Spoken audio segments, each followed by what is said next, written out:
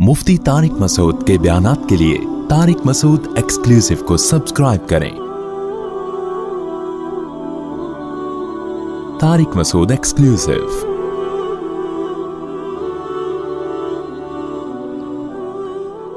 देखो, अगर आप जो करने के काम है ना, जिसको इस्लाम ने बहुत ज्यादा फोकस किया है, उनको फोकस करोगे ना तो इस जमाने के फितनों से बचे रहोगे आप। शैतान खाली दिल में जगह देख के घर बनाता है। अगर पहले से उस दिल में अल्लाह की मोहब्बत है और उस मोहब्बत का अमली नमूना भी आप बने हुए हो, तो फिर शैतान को वहां घर बनाने का मौका नहीं मिलता। तो मैं आपको चंद काम बताता हूं, उसमें अगर आप लग गए तो इंशाअल्लाह ये जो फितने आजकल के आ रहे हैं ना, इनसे आप बच जाओगे। और वो मैं अपनी तरफ से नहीं कह रहा, अल्लाह मियाँ ने सबसे ज्यादा फोकस दो चीजों को किया है कुरान में। अमली, एक तो अकीदे को फोकस किया है, अकीदे के बाद सबसे ज्यादा फोकस किया है नमाज और इन्फाक। किसको फोकस किया भाई? नमाज और इन्फाक। कि ईमान वाले नमाज पाबंदी से पढ़ते हैं, रातों को तहज्जुद पढ़ते हैं, दुआएं मांगते हैं। ये जो इबादत है, आप अपने आप को इबादत में खपाओ तो आपके पास तज्जियों का, फालतू तज्जियों का टाइम नहीं होगा। दूसरा, इन्फाक फी सबीलिल्लाह, अल्लाह की मखलूक पे खर्च करना, खर्च करने की आदत डालो। इससे भी क्या होगा, आपकी सलाहियतें सही जगह पे खर्च हो, फिर कमाओगे भी। जब आप खर्च करोगे तो कमाने का भी मौका मिलेगा ना आपको। तो ये दो काम वो हैं जिसको अल्लाह उसके रसूल सल्लल्लाहु अलैहि वसल्लम फोकस कर रहे हैं। और असलाफ में भी यही था।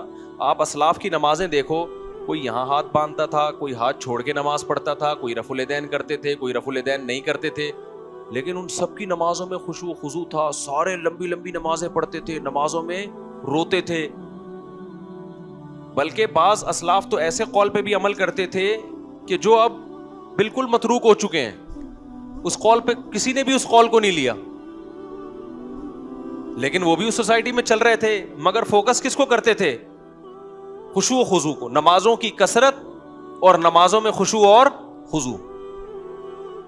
आज आपको नमाज पढ़ने वाले, नमाज में रोने वाले मार्केट से शॉर्ट नजर आएंगे। रफुल दैन पर बहस करने वाले आपको बहुत मिलेंगे। हाथ यहां बांधे जाएं, यहां बांधे जाएं, इस पे पूरी पूरी तकरीरें, एक दूसरे पे कीचड़ उछालना और ऐसा असलाफ से बदगुमान करना, यह आपको मार्केट में होलसेल के हिसाब से मिलेगा। तो भाई अल्लाह से मोहब्बत पैदा करो जिस काम के लिए हम पैदा हुए हैं। अगर आपने अपने मकसद हयात को फोकस किया तो शैतान आपको दाएं बाएं नहीं ले जा सकता। कुरान कह रहा है, व इख्वानुहुम यमुद्दूनहुम फिल गई इन्नमा सुल्तानुहु अलल्लज़ीना यतवल्लौनहु। अल्लाह कहते हैं शैतान का जोर उन लोगों पे चलता है जो शैतान को दोस्त बनाते हैं। क्या मतलब? जो रहमान को दोस्त नहीं बनाते। और रहमान की दोस्ती वो नमाजों में है, वो दुआओं में है, वो तहज्जुद में है, वो जिक्र में है।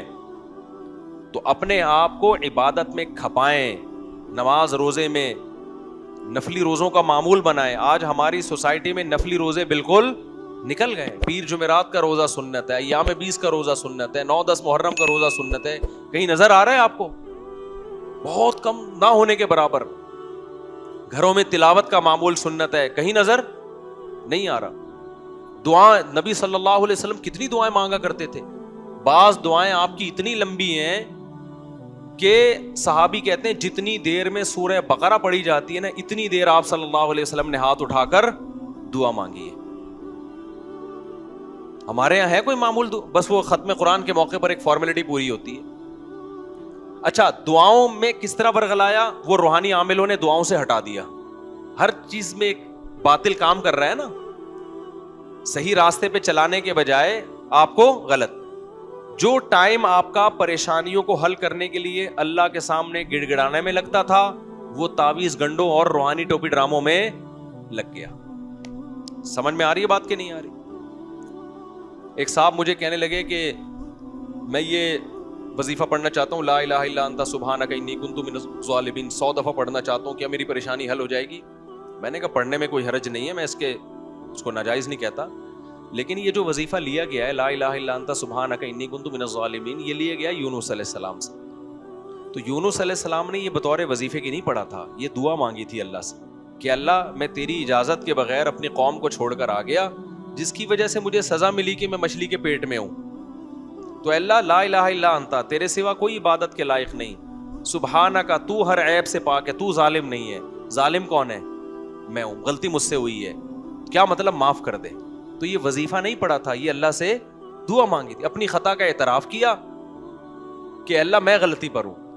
تو میں نے کہا آپ بھی بجائے اس کے کہ یہ 100 دفعہ یا 200 دفعہ پڑھو, اس کی جو روح ہے وہ روح یہ ہے کہ آپ اللہ کے سامنے 2 رکعت پڑھ کے دعا مانگو, اے اللہ جو پریشانی آئی ہے یہ میری غلطیوں کی وجہ سے آئی ہے, تو ظالم نہیں ہے. تو سب سے پہلے میں توبہ کرتا ہوں, میرے گناہوں کو معاف کر دے. میں کون سا پورا صحیح ہوں؟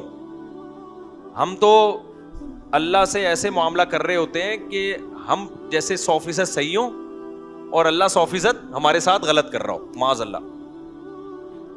بھائی ہمارے جو غلطیاں ہیں اس کی ہمیں بہت کم سزا مل رہی ہے, ملنی تو زیادہ چاہیے تھی, ہونا تو ایسا چاہیے.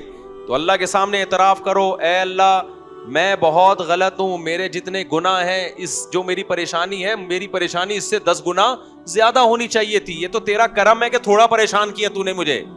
تو پہلے تو میرے گناہوں کو معاف کر دے, اور پھر اللہ سے دعا مانگے کہ اللہ اس پریشانی کو مجھ سے دور کر دے. اللہ بھی خوش ہوگا کہ میرا بندہ میرے سامنے گڑ گڑا رہا ہے, ہاتھ پھیلا رہا ہے, تو وہ بھی خوش ہوگا. اور پھر جب کام بنے گا تو آپ اللہ کے کھاتے میں ڈالیں گے, میرے اللہ نے یہ کام کیا. عامل نے جو وظیفہ آپ کو بتایا کام ہو گیا, تو آپ یہ کریڈٹ کس کو دو گے؟ عامل کو, یار اس نے پرچی دی تھی, اس نے یہ کام کروایا میرا. تو میرے بھائی جو کرنے کا کام ہے وہ کیا ہے؟ دعائیں ہیں, تلاوت ہے, نماز ہے, صدقات و خیرات ہے. اس میں اپنے آپ کو فوکس کرو تو اللہ آپ کو شیطان کے شر سے اور یہ جو کنفیوژن سوسائٹی میں پیدا ہو رہی ہے, اللہ اپنی محبت کی برکت سے اس فتنے سے اللہ آپ کو انشاءاللہ بچائے گا. گھروں میں اچھا ماحول پیدا ہوگا, گھروں میں اپنے بیوی بچوں کو بھی یہ چیزیں سکھاؤ. اللہ مجھے بھی اس پر عمل کی توفیق عطا فرمائے, اور آپ حضرات کو بھی. آج بیان کچھ کھچڑی سی پک گئی ہے, بس جو پک گئی ہے میں تو دعا کر رہا ہوتا ہوں, اللہ جو پک گیا مارکیٹ میں. تو واعظ و نصیحت کی مجلس ایسے ہی ہوتی ہے, جو مارکیٹ میں آ رہا ہے پارسل کرو. سبحانک اللہم و بحمدک نشہد ان لا الہ الا انت نستغفرک.